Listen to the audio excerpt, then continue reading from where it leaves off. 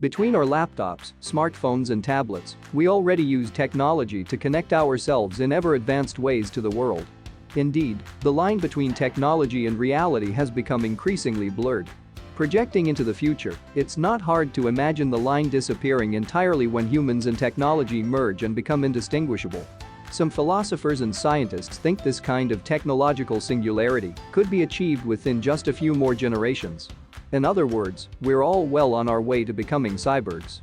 In fact, for some of us that future has already arrived. Cyborg technology has advanced to the point where it's safe to say that bionic humans are no longer the stuff of science fiction. They're here now. Don't believe it?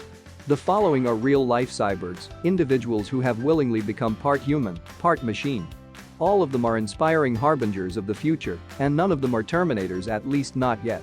Make sure you subscribe to the channel if you're awesome and watch the video till the end. Nigel Ackland. After losing part of his arm during an accident at work, Nigel Ackland got an upgrade. His incredibly advanced robotic prosthetic might be the closest thing to the Terminator that exists today. It's also eerily reminiscent of Dr. Claw from Inspector Gadget. Ackland controls the arm through muscle movements in his remaining forearm. The range of movement is truly extraordinary. He can independently move each of his 5 fingers to grip delicate objects or even pour a liquid into a glass. He is even equipped with one alarming grip called the trigger grip. You may have to see it to believe it. Jens Naumann.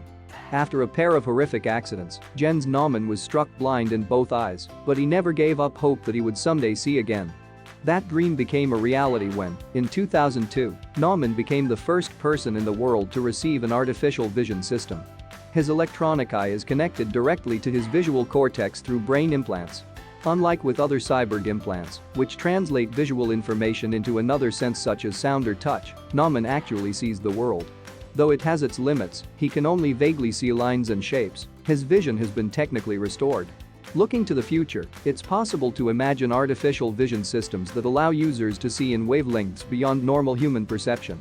Perhaps someday, after the inevitable cyborg takeover, we'll all be able to see in infrared.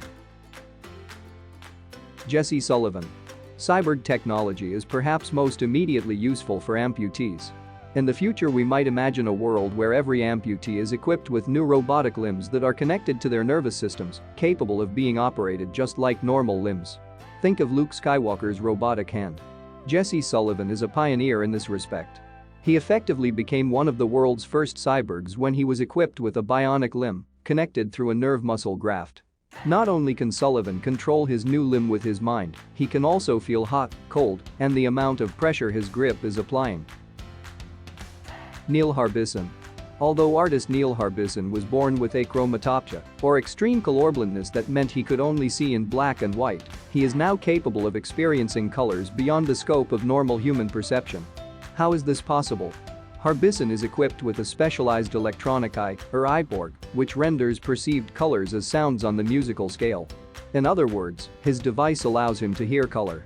He has become so adapted to this device that his brain has formed new neural pathways that allow him to develop an advanced kind of perception. At the start, I had to memorize the names you give to each color, and I had to memorize the notes, but after some time, all this information became a perception, said Harbisson in a recent TED Talk. When I started to dream in color, I felt the software and my brain had united.